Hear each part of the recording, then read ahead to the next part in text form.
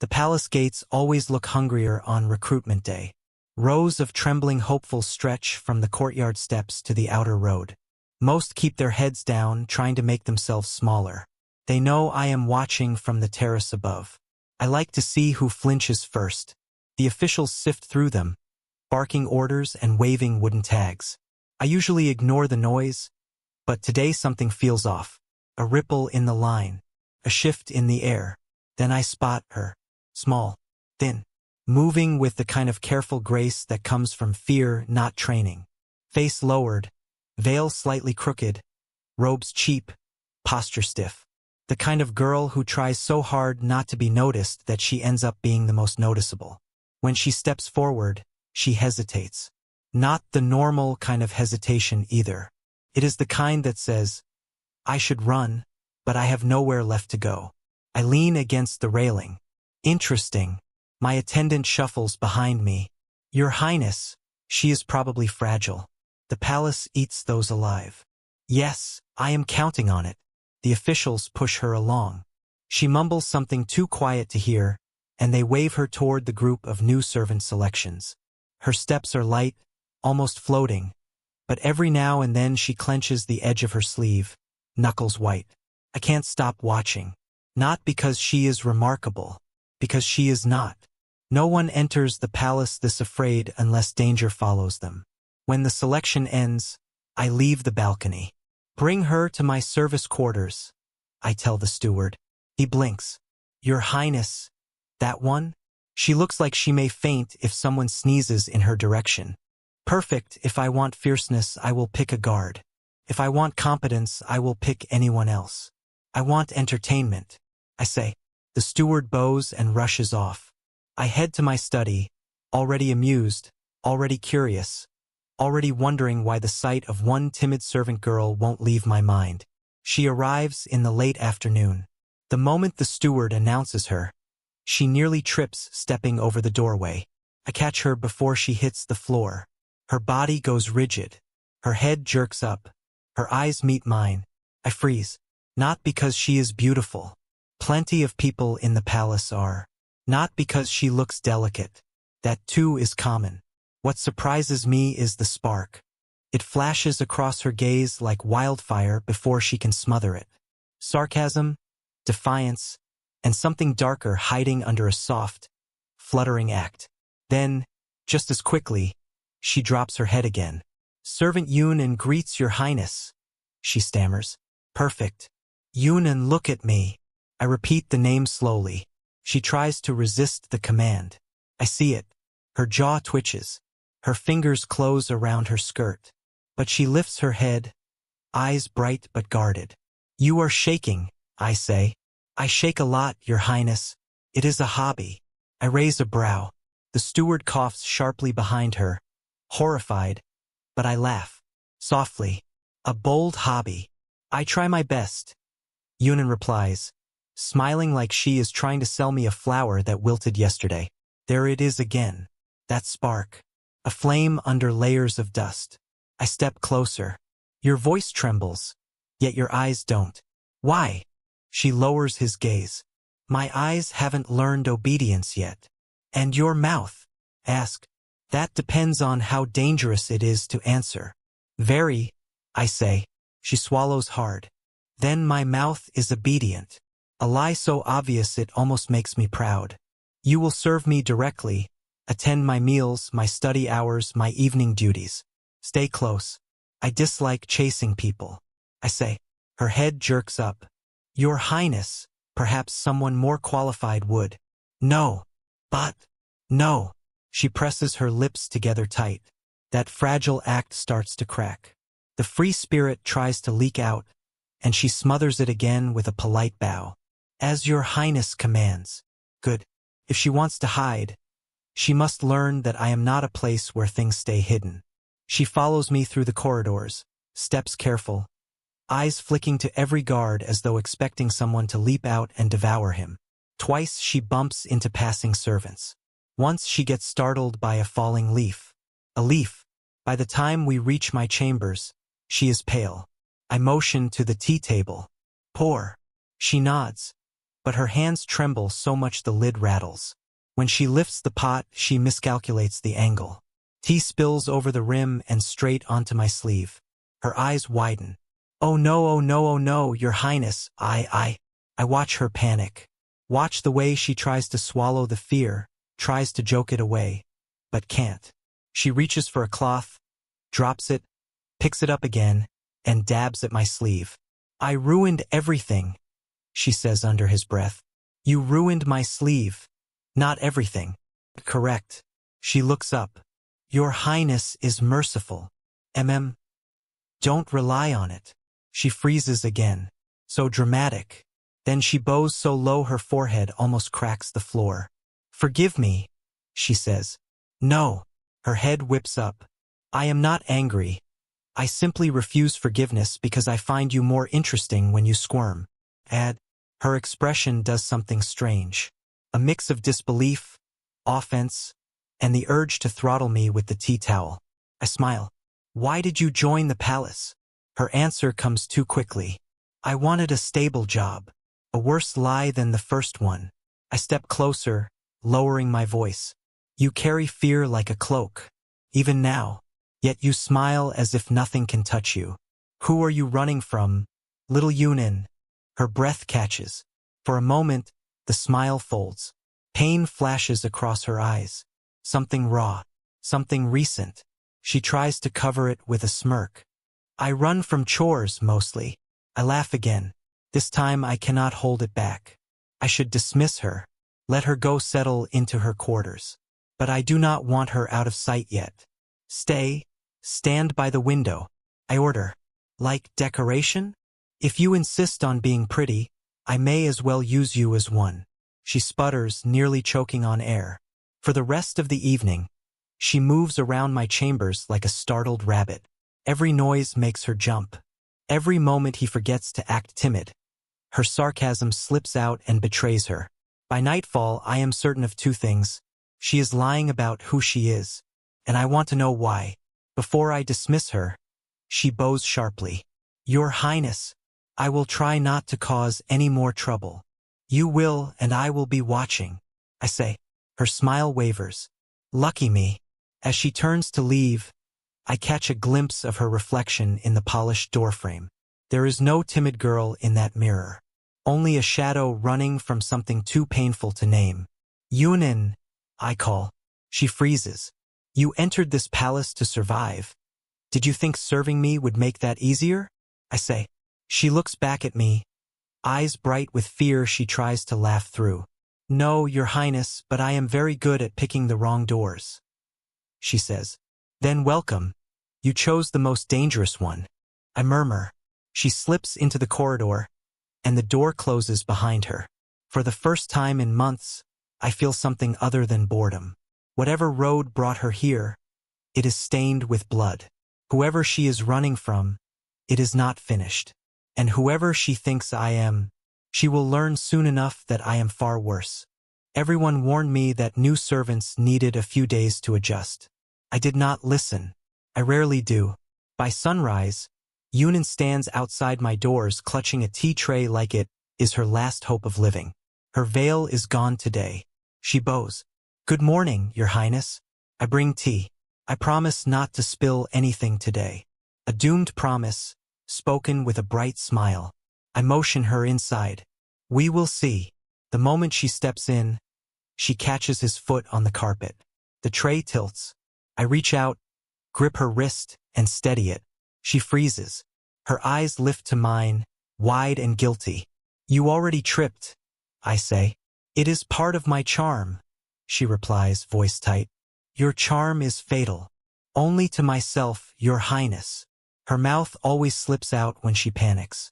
I file that away for later. She pours the tea. The pot wobbles. Not as badly as yesterday, but enough to make me lean in to watch her hands. "Relax," I say.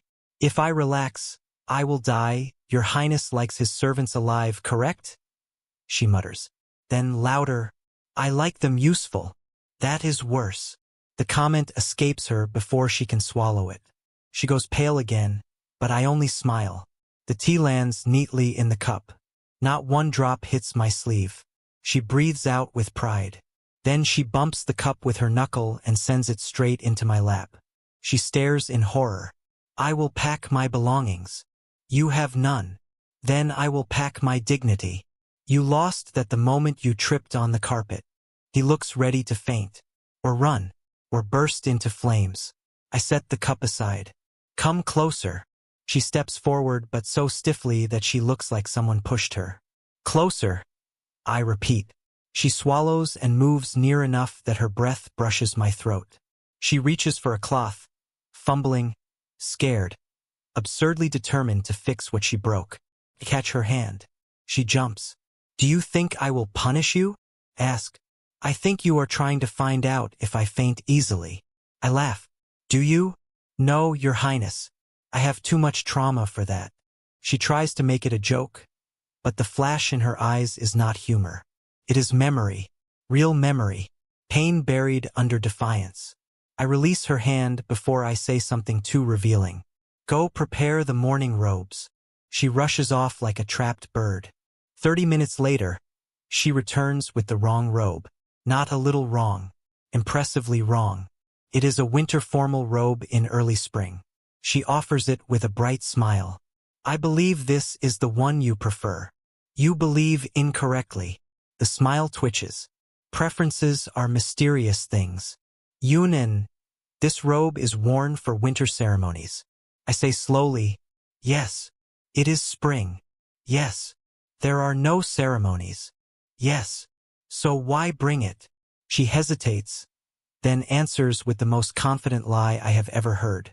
I wished to show initiative. You showed confusion. That is also a strong skill of mine. That smile. That infuriating, fighting to survive smile. Every time she wears it, I want to tear it apart and see what she is hiding underneath. I step toward him. She steps back. I keep stepping. She keeps retreating until her back hits the wall. She looks up at me, breath unsteady. You fear me, I say. Yes. She is honest only when she cannot think fast enough to lie. I take the robe from her hands. Fetch the correct one. Yes, Your Highness. By midday, she has managed to pour half a cup of tea on my desk, bump into a guard, knock over a scroll stand, and send my inkstones skidding across the table. At one point, she trips over air and nearly falls into my lap. I stop her by grabbing her waist. She makes a sound that is not dignified. Careful, I say. I care very much, she answers, voice thin. You are a disaster. I try not to be. Try harder. I will fail harder. Then do not try. I will still fail. I stare at her and realize I am enjoying this far too much. The palace thinks I am bored. Today I am not. When she bows to leave after lunch duties, I stop her. Yunen. She looks back, wary. You will attend my meals, my robes, my study hours. She blinks. And my evening duties. Add, her mouth parts. Your Highness.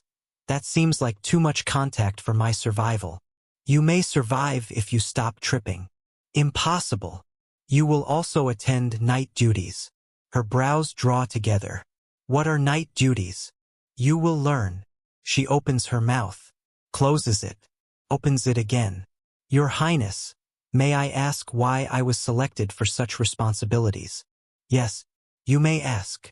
She waits. I say nothing. She groans softly into her hands. Why? Because every time you panic, you smile. And every time you smile, you lie. And every time you lie, you show me more interest than fear. That is not interest, she protests. No, no, it is survival instinct. Then stay close. If you fall, I will catch you. I do not fall that often. You fell 3 times today. She stares at me like I am the problem. I am. She will learn that soon. When she finally leaves, the room feels too quiet, too calm, the kind of calm that annoys me. Yunan thinks she can hide under soft smiles and trembling hands. She thinks she can slip past my attention by acting like a fragile servant girl. She is wrong. Whatever she is hiding, whatever truth trembles behind her eyes, I will uncover it, piece by piece, breath by breath, because today I learned something important. She is terrified of me, and yet she looks straight at me. I have seen many things in this palace. Loyalty, greed, fear. But I rarely see someone who is afraid and still refuses to look away. That kind of person is dangerous. And those are the ones I always keep closest. By the third day, I give him more tasks than any servant has ever received in the history of the palace. The trouble begins with my pillows. I call him into my chambers as the moon climbs. She arrives with her usual mix of dread and determination, standing straight as if the floor might collapse under him. "You called, Your Highness?" she asks. My pillow is wrong. She blinks. Wrong in what way? It feels incorrect. That is not a description. Fix it. She walks to my bed, eyes narrowed in concentration. She straightens the pillow, fluffs it, touches it as if expecting it to whisper ancient secrets. There. Correct. I sit. I lean back. I look at her. It is still wrong. Her shoulders sag. Your Highness. I adjusted it exactly as it was written in the household manual. The manual is obsolete. She mutters something under her breath about how manuals should come with warnings for impossible princes. I pretend not to hear him. Fix it again. She does. I repeat the complaint. The third time, she pauses and looks at me with a flat, exhausted expression. Your Highness, if you want to watch me suffer, you can just say it. I smile. Fix it again. She groans, adjusts it, and this time her fingers tremble from tired frustration. When she finishes, I lie down only to sit up immediately. It is wrong. She glares at me with pure disbelief. Your Highness, this pillow has experienced more character growth than I have. I laugh. She looks horrified that I am enjoying this. Come back in an hour. I may need it adjusted again. I say. She covers her face with both hands. This is a punishment. Is it if I enjoy it? Ask. I do not enjoy it. I did not ask for your enjoyment. She mutters, of course not, and leaves with the most defeated shuffle I have ever seen. The pillow adjustments continue for 3 nights. Then I move on to something more entertaining. My morning sash. She stands in front of me, tying the embroidered fabric while trying to keep her hands steady. The closer she gets to my waist, the harder she tries not to breathe. That is crooked, I say. It is perfectly aligned. I dislike perfection. Redo it. She clenches his jaw and starts again. Her fingers brush my side. She pulls back like she touched fire. Are you afraid of my ribs? I ask. I am afraid of unemployment. Then be careful. I am trying. She is. She truly is. But the sash is delicate and long, and every time she loops it around me, her knuckles graze my hip or her wrist brushes my stomach. She drops the fabric at the 7th attempt and stares at me with a blank expression. Your Highness, at this point, I believe you simply want an excuse to redo it. You are spoiled. I am aware. You are impossible. That is a skill. She looks up at me then, and I see it. That hidden spark again. Her pain flickering under the bright smile. She tries to hide it with a smile, but the smile is too stiff. For a moment I want to tell her she can stop, that she can rest, that I do not need the sash tied at all. Instead I tilt my head. Redo it. She makes the smallest suffering noise known to mankind. Later that afternoon, she tries to escape me. I do not blame her. If I were her, I would escape me too. She walks through the eastern corridor with a tray of scrolls, clearly hoping to lose herself in the library. I intercept her halfway. Going somewhere?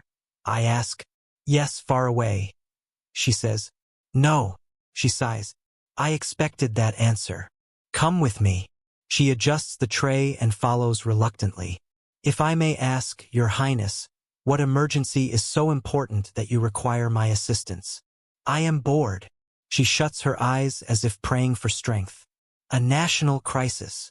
Very. You are unbearable. You say that often. I think it often. I lead her to my study. Then I stand in the doorway, blocking her escape. She sees it immediately. Your Highness, You are standing in a very suspicious way. Yes. Are you trapping me? Yes. She stares at me like I have confessed a crime. Why? You avoid me, I say. I avoid danger. It is my thing. Then stop avoiding me. I cannot because you are danger. I lean closer. Correct. She steps back. Her heel hits the wall. Her eyes lift to mine. And something in the air shifts. For a moment, everything quiets. Her sarcasm fades. Her smile slips. I see what she does not want me to see. Fear, hurt, loss. A darkness that clings to her like a shadow that followed her across borders. Your Highness, please, do not look at me like that, she says softly. Like what? Like you see too much. I hold her gaze. I do see too much. Her breath catches. She swallows and quickly looks away. The smile returns, bright but thin. Then stop looking. No. Your Highness, she warns. No. She closes his eyes, defeated. You are impossible. Still a skill. I step aside just enough for her to pass. But when she tries to slip by, I catch her wrist lightly. She freezes. Yunin, you do not need to fear me. She laughs, but the sound breaks at the end. Your Highness, I fear everything. Even me. Especially you. Good, stay close then. I say softly. She looks at me, confusion flickering across her face, mixed with something else. Something softer. Why? She whispers. I let go of her wrist. Because I notice you. I answer. She does not know what to do with that. She turns away, hiding behind a smile too bright to be real. And I watch her walk out of the room with the realization settling heavily in my chest. She is hiding something. Something deep. Every time she smiles, I see the pain beneath it. Every time she retreats, I follow. And every time she lies, it makes me want to know the truth. I should leave him alone. I should lose interest. But I have never been good at should. Especially not with someone who looks so breakable. And so brave. The Lantern Festival always turns the palace loud. Children of officials run across the courtyards with stolen firecrackers. Servants rush around with trays of sweets. Courtiers pretend to be pious for a night so the emperor can nod in approval. It is noisy and bright, the kind of event I usually endure, not enjoy. This year is different because Yunin walks beside me. She tries to pretend she is just another servant following her master.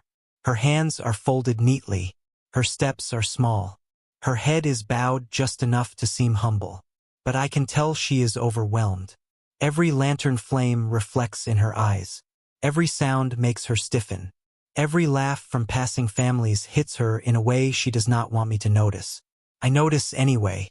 When we reach the prayer courtyard, families gather with lanterns shaped like lotus flowers. They write wishes on slips of paper, tie them to the silk handles, and send them to float down the stream. Yunin stops, completely stops. Her breath falters. Her fingers curl around her sleeves. Her eyes follow a child tugging on her father's robes, both laughing as their lantern bobbles in the water. She looks like she is swallowing a memory she does not want to taste. I stay quiet. I watch. Then she wipes at her eyes quickly, pretending it is just dust. It is not. Her shoulders shake once before she catches herself. I step closer. Yunin. She jumps, and forces a smile so wide it almost hurts to look at. Your Highness, I am admiring the lights. They are very bright. A little too bright. They attacked my eyes. Lanterns do not attack. These ones do. She is trying to joke away grief again. That bright, stubborn smile is her armor. I am used to it, but tonight she cannot keep it steady. I speak quietly. Tell me what you are thinking. Her smile cracks. Thinking. Yes. I am thinking that families are nice. Very family-like. That is not an answer. It is the only one I have. She looks away again. I follow her gaze. More families. More warmth. More reminders of things he lost. I let my voice soften. Just slightly. You miss yours. Her breath stutters. She does not deny it. She only says, Your Highness, this is not a safe conversation. I know. So why start it? Because you look like you are breaking. She closes her eyes for a moment. When she opens them, the smile returns, but it is thin and fragile. It is nothing. Really. It is not nothing.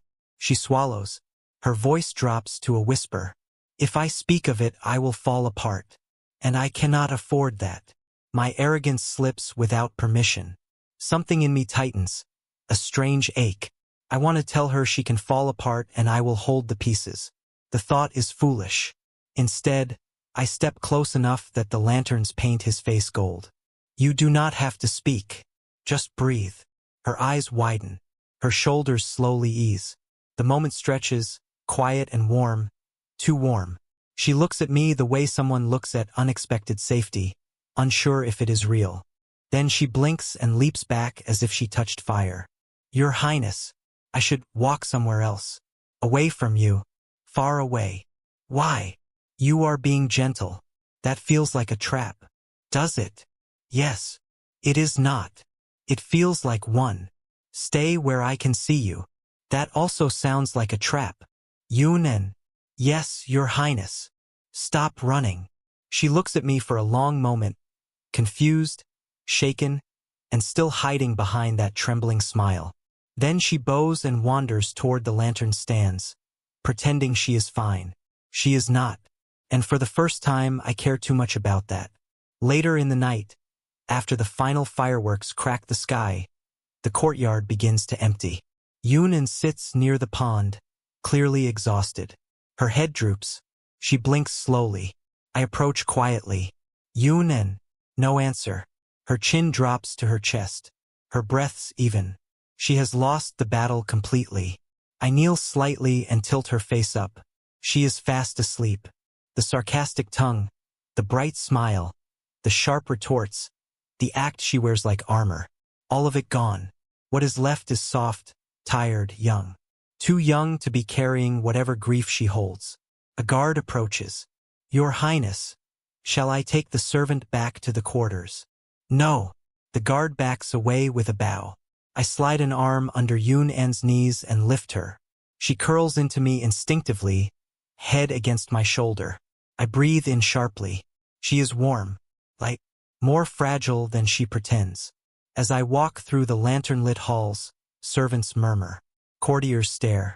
Whispers follow us like smoke. The crown prince carrying a servant. Cradling him. Protecting him. I ignore all of it. When I reach my private quarters, I lower her onto a bed in the side room reserved for attendants. She murmurs something in her sleep and turns toward me as if seeking warmth. I pull the blanket over her. Her lips move. Do not leave yet. I freeze. Then she breathes deeply again, lost in sleep. I stay anyway. By morning, the palace is drowning in rumors. Apparently, I carried a delicate servant girl across half the palace as if she were carved jade.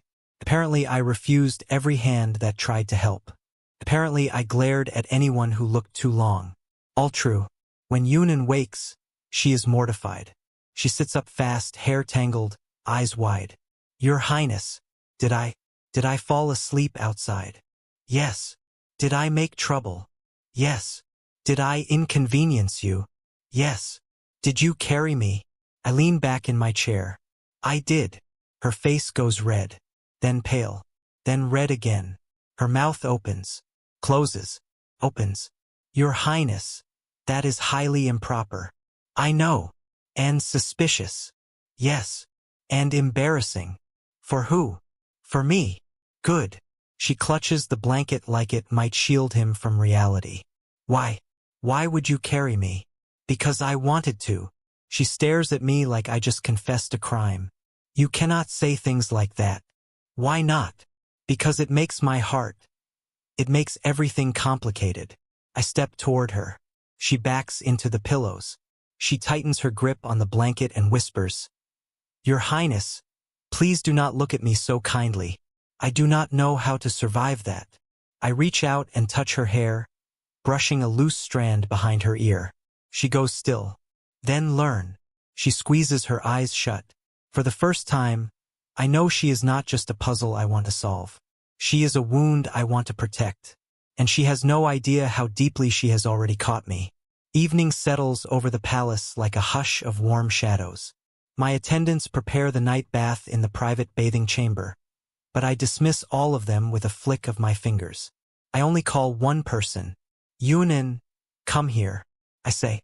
She arrives with a towel over one arm and exasperation barely hidden under a polite smile. Your Highness, you have many servants who know how to pour water. I am not special. You will assist me. I really think you should reconsider.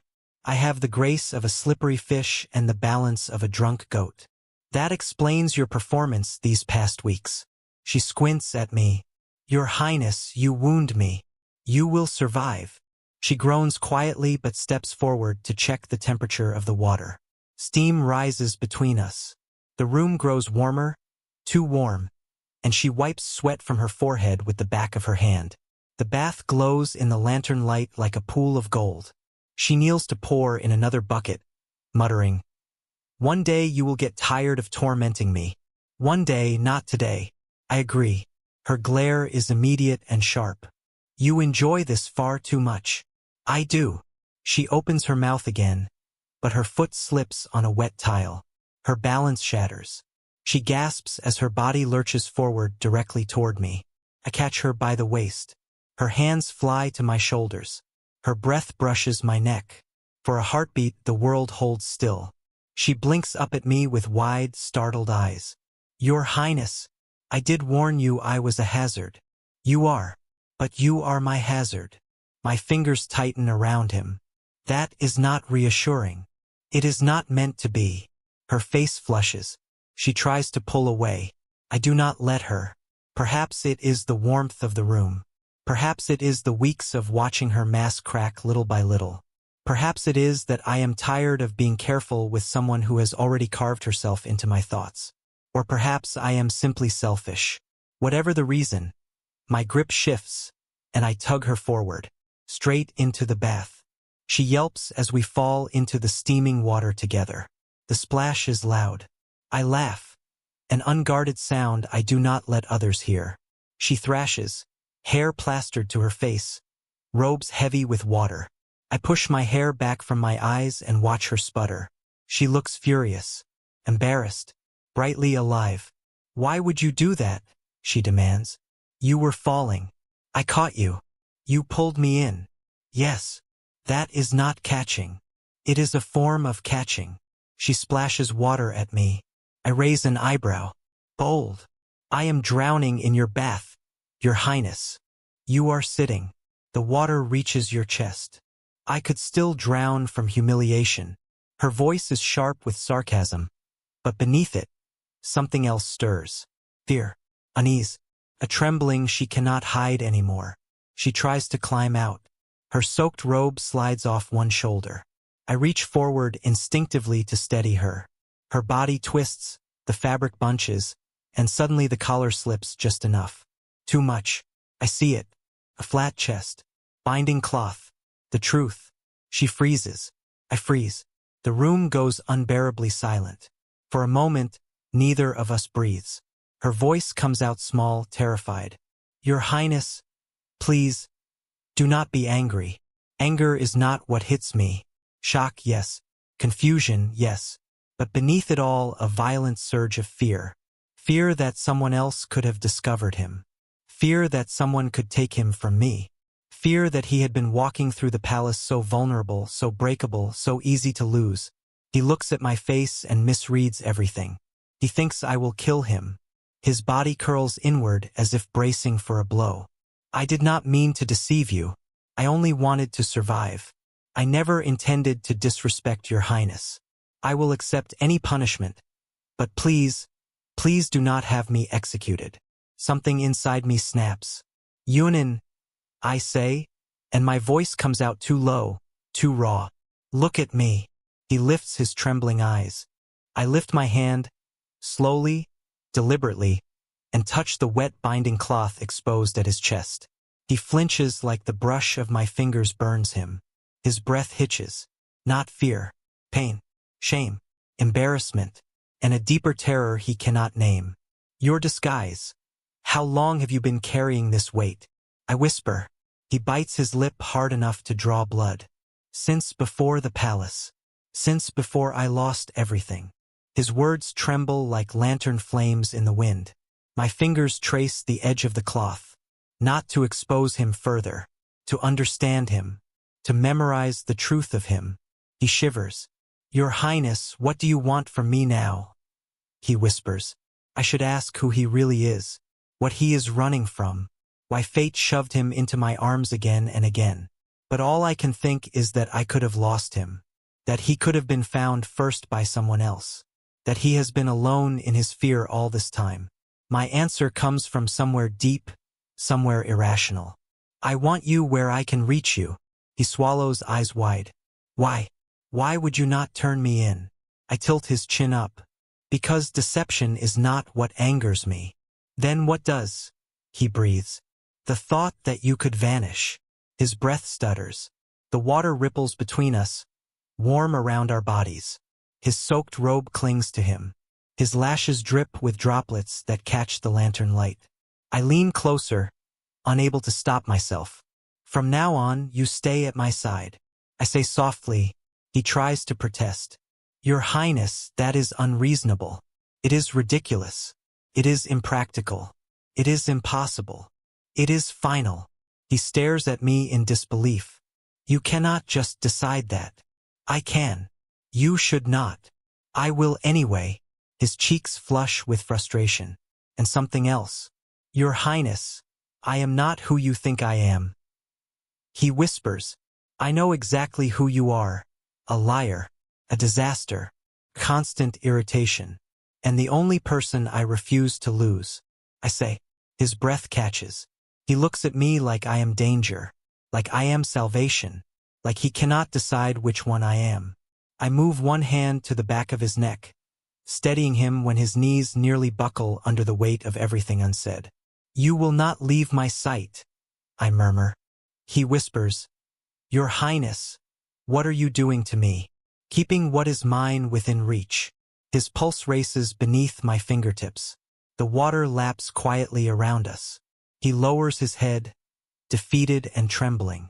Then I will stay, for now, until you change your mind. I will not. He does not believe me, not yet, but he will. Because from this moment, from this bath that ruined everything and revealed the truth hidden under silk and fear, I know one thing with absolute certainty. I will not let Yoon and out of my reach again. The night after the bath incident, I barely sleep. Not because I am shocked by Yoon and's truth. Not because of the risks he now drags behind him like a shadow. I stay awake because I am afraid. Afraid someone else might uncover him. Afraid he might try to run. Afraid I might not reach him in time. Fear is not a familiar companion. I do not like how it sits in my chest, tight and heavy. So the next morning, I plant myself in front of his door. He opens it, eyes still sleepy. Your Highness, you look terrible. I am aware. He leans a shoulder against the frame, smiling that light, careless smile he uses to hide the shake in his hands. Did you stay up worrying about the nation, the economy, the future of the realm? You, he blinks. That is unfortunate for you. You are not leaving my sight. His smile falters only for a breath. I will keep that in mind. He closes the door. I open it again. He sighs. You cannot guard me like this, it is suspicious. He says. I do not care. People will talk. Let them. Your Highness, I have work. I will accompany you. He lifts his hands in surrender. At this point, I should start charging you rent. Do not tempt me.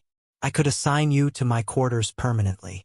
The way he chokes tells me he understands the threat, playful as it may sound. But beneath the jokes, beneath the banter, we both know the truth. What he has done is a crime worth death.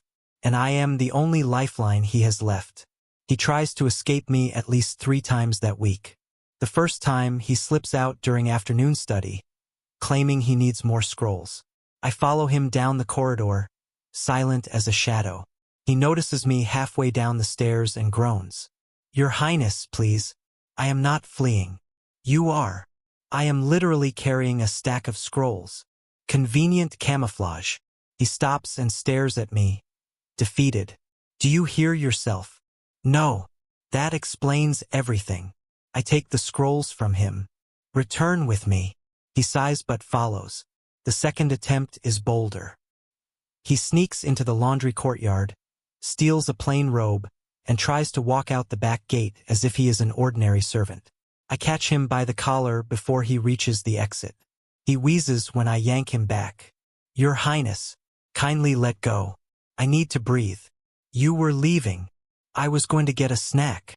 The kitchens are in the opposite direction. He pauses. I was taking a scenic route. I narrow my eyes. He looks up at me with that sweet, infuriating smile. Is this the part where you drag me back by the wrist? Yes. I do exactly that. He curses under his breath the whole walk back. The third attempt. That one angers me. Not because he tries to flee. I expect that. But because he leaves a note. Just a single line on my desk. Thank you for everything. Do not look for me. My chest tightens so sharply I taste bitterness on my tongue. I storm through half the palace before I find him standing on the old wall near the lantern garden.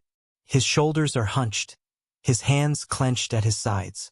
He looks smaller from behind. Smaller. Breakable. I grab him by the arm and spin him around. Do not look for you. Are you out of your mind? He squeezes his eyes shut.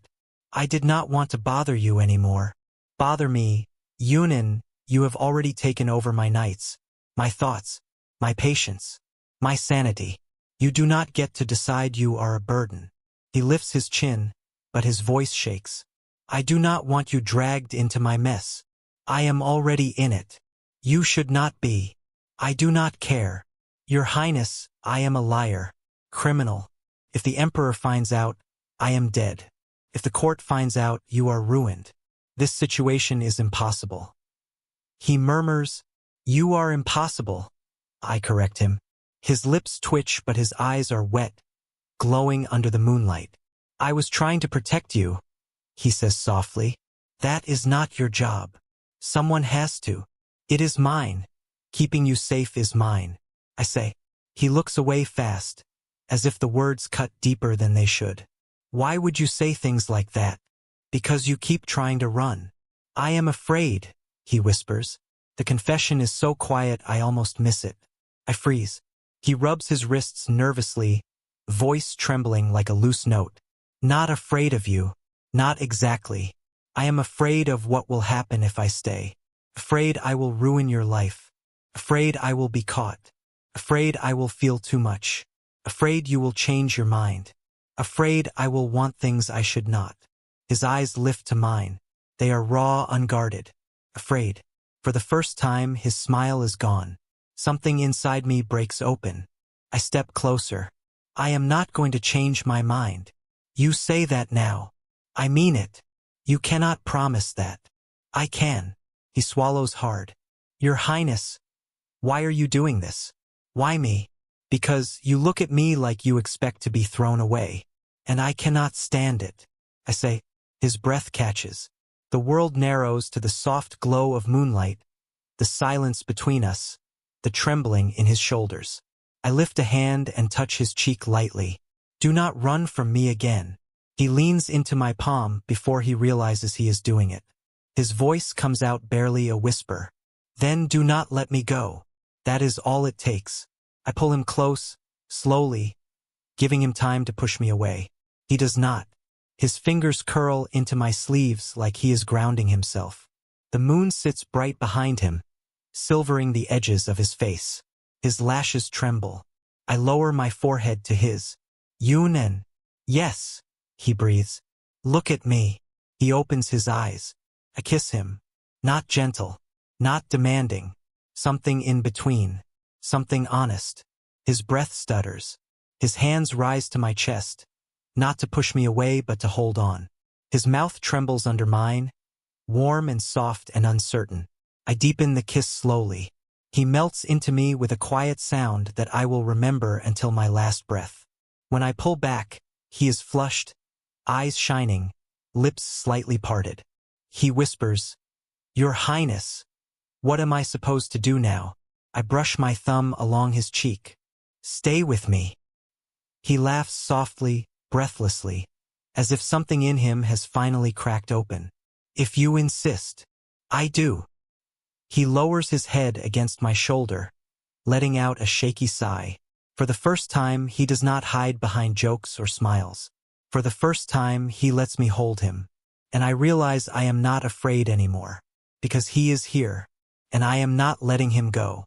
The week after our kiss, Yunan walks the palace halls as if floating, though he hides it behind sarcasm and crooked grins. He follows me through my duties, complains about my habits, and steals food from my plate. The world feels steady for once, which is why fate decides to ruin everything. It begins in the archives. I am there reviewing military reports when one of the elder historians enters with a curious expression. His eyes drift toward Yunan, who is sorting scrolls with lazy precision. At first I think nothing of it. Then the historian frowns, steps closer, squints, and asks, "Child, what is your name?" Yunan freezes. His smile flickers, forced. Yunan, senior historian. New servant. Lift your head. I step forward immediately. That is enough. But the old man has already moved, staring at Yunan's face with unsettling intensity. I have seen this before in the old portraits, before the war, before your dynasty conquered. Yunan's eyes widen. I feel something cold crawl up my spine. What portraits? I demand. The historian does not hear me. He reaches for Yunan's chin. Yunan steps back, voice cracking. Sir, do not. The old man whispers. You look exactly like him. Like him. I know exactly who he means. The former crown prince of the fallen dynasty. The boy whose escape was rumored but never confirmed. The child whose existence could ignite rebellions. I stand between them so fast the historian stumbles. You saw nothing. He blinks at me, startled. Your Highness, I only. You saw nothing. He hesitates, glancing again at Yunan. Yunan bows quickly. The motion is too elegant, too practiced, too royal. It is a mistake he cannot hide. The historian pales. I step forward, lowering my voice to a quiet threat. Leave. He scurries away. Silence crushes the archives. I turn to Yunan. Is it true? He looks at the floor, at his hands, anywhere but at me. Yes. I feel the world tilt. Yunan. He lifts his eyes slowly. They are tired. More tired than I have ever seen them. Yes, I am a prince. He whispers. Prince. My chest tightens. From the dynasty we destroyed. He flinches, then nods. My mind races through everything. His disguise, his fear, his desperation. The way he never talked about his past. The way he looked at the Lantern Festival when families prayed. I should be angry. I should feel betrayed. Instead, all I feel is dread. Because now I understand the size of the blade hanging over his head. Why did you not tell me? He laughs softly, bitterly. Because what would you have done? Turned me in. Protected me. Pity me. Which one? Protected you, I say without hesitation. He closes his eyes as if that hurts more than any threat. I grab his shoulders, forcing him to face me. Yunan, look at me. His voice trembles. Now that you know, you cannot keep me here. It is treason. I do not care. You always say that, but this time it is true treason. If they find out, they will kill you too. He whispers. Let them try. He laughs but breaks halfway through. The sound is fragile. You are reckless. You are mine. He breathes in sharply, but fear wins, creeps into his voice. Chien, I cannot stay. You can. I should not. I will not release you. His hands shake. He curls them into fists against my chest. I do not want to be the reason your life is ruined. You already are. He chokes. That is not funny. It is not a joke. He trembles in my hold, torn between running and collapsing into me. I lower my voice. We will plan an escape, and you will not do it alone. His eyes widen. You would help me leave. If the world demands I give you up, then yes, I will take you away from it. His lips part in shock. He whispers, You would give up everything. I would give up the throne for you. I would give up my name, my future, anything. I say. He tries to speak, but no sound comes out. I brush a thumb across his cheek. Do not cry. I am not crying, he says, even as tears gather. Of course. He tries to smile. If we run away, will you still bully me? Yes. That makes him laugh. A shaking, watery laugh that breaks whatever was left of my restraint. I pull him into my arms. He clings to me like he is drowning. We stand there until the lanterns outside the archive glow. The days that follow are quiet tension. We plan in whispered moments. Discuss routes, safe houses which guards could be bribed or misled. Yunan grows more anxious as the plans take shape. He avoids crowds. He keeps his head down. He makes jokes to hide the fear leaking from his every breath.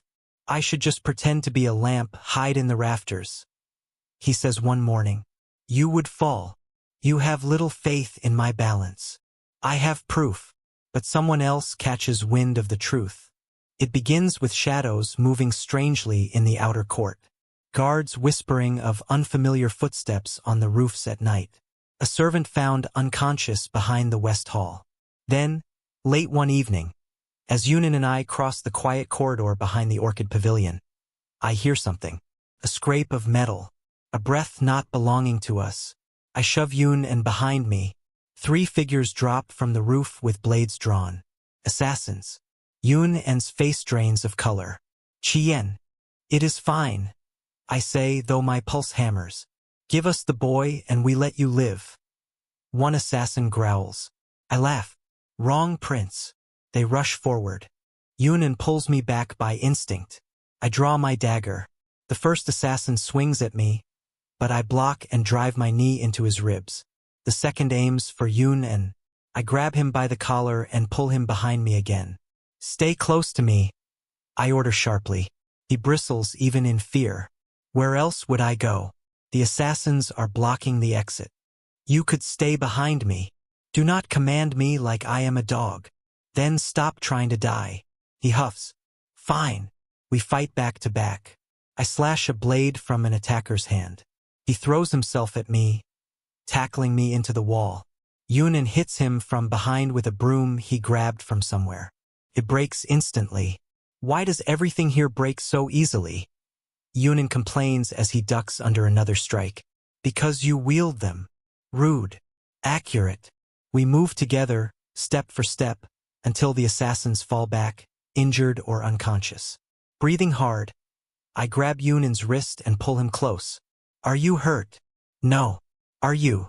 No. He looks at me, frightened and determined. Chien, this is only the beginning. I know. We cannot stay here. I know. We have to run. I know. He takes a shaky breath. Together. Yes. A moment of raw understanding passes between us. Fear, love, desperation, devotion. He grips my hand so tightly it hurts. Then do not let go. I will not. And with assassins still bleeding on the palace floor, we run into the night, planning to defy everything that has ever kept us apart. The world is turning against us, but he is beside me, and I will not lose him. Night falls too quietly over the palace, the kind of quiet that pretends to be peace. Yunan stands beside me in the dim corridor behind the lotus courtyard. His disguise is gone. He wears only a simple robe, hair tied back hastily. He looks ready to run, ready to bolt, ready to break. But he does not. For the first time, he stands still. Are you sure about this? I ask. No, but I am sure I do not want to die. And I am sure I want you with me. Unfortunately. He says. I smile despite everything. Unfortunately. He nudges my arm lightly. Your Highness, if you are going to drag me into treason, at least look confident. I am confident. You are tense. You are shaking. I shake attractively. Debatable. His eyes flicker with something fragile. Chien. I am scared. I know. He takes a breath and nods. Then let us go. We do not get 2 steps before the world explodes. Screams echo from the north wing. A lantern crashes. Flames gutter to life along the silk banners. The palace erupts into chaos as shadows rush across the rooftops like a swarm of hungry ghosts. Assassins. Again. This time coordinated. This time relentless. Yun. Behind me. I hiss. Oh good, my favorite position. He mutters. 3 assassins drop in front of us. Another 2 behind. Yun grabs my sleeve, steadying himself. His voice shakes, but he tries to joke anyway. So what is the plan? Survive. That is a terrible plan. Then improve it. Fine. Do not die. Acceptable.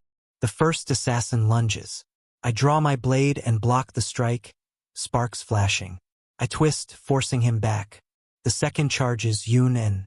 Before I can move, Yun picks up a ceremonial lantern stand and whacks the assassin across the head. The metal bends. Yun winces. These stands are useless. You are hitting skulls, not cushions. The assassin staggers. Yun kicks him squarely in the stomach with surprising force. I stab the third attacker cleanly, stepping forward to cover Yun's side. Stay close. I am not leaving. Good. Another wave appears at the end of the corridor, shadows moving like a single living creature. The flames spread up the drapery, heat licking the walls. Yun grips my sleeve tighter. We will not get out through the main gate. I grab his wrist. We will take the garden passage. Does that route still exist? Only if we reach it. Fantastic. Encouraging.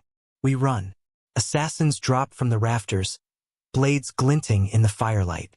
I strike one down. Yun ducks under another sword and trips him with a broken broom handle he picked up who knows where. Where do you keep finding these things? I snap. The palace provides. You are absurd. You like it. I do. Far too much. Firelight blazes behind us, painting Yun in flickering gold and red. He looks unreal. A ghost prince who survived his dynasty's end and now races through mine like he belongs nowhere and everywhere at once. We break through the west corridor and into the moonlit garden. Crickets scatter. The night breeze hits us like a blessing. There, I say, pulling him toward the stone wall covered in vines. The hidden passage is behind a carved panel, half swallowed by moss. I press the hidden latch, and the slab shifts silently. Yun's eyes widen. How many secret exits do you have? Enough. Enough for what? Too many political rivals. Comforting. We slip inside. The passage is narrow, lit only by cracks in the stone. Yun walks close, shoulder brushing mine. The distant shouts and clang of steel fade as we move deeper. He finally whispers, Chien. What happens after this? We escape the city, travel south, find allies, or disappear entirely. He swallows. Disappear. If that is what you want. And you. I will follow. He stops walking. I turn to him. His face is shadowed, but I can see the tremor in his jaw, the tightness in his throat. You would give everything up, your title, your future, your family, everything. He says, yes. The word comes out simple, steady, unshakable. He shakes his head, eyes bright with something close to pain. Why? Because you exist. And that is enough. He lets out a shaky breath. You should not say things like that. It makes it hard for me to breathe. I step closer, almost touching his forehead with mine. Then breathe with me. He laughs softly, voice cracking. I do not deserve you. Untrue. You do not even know what I have done. I know enough. You know nothing. Then tell me. His shoulders sag.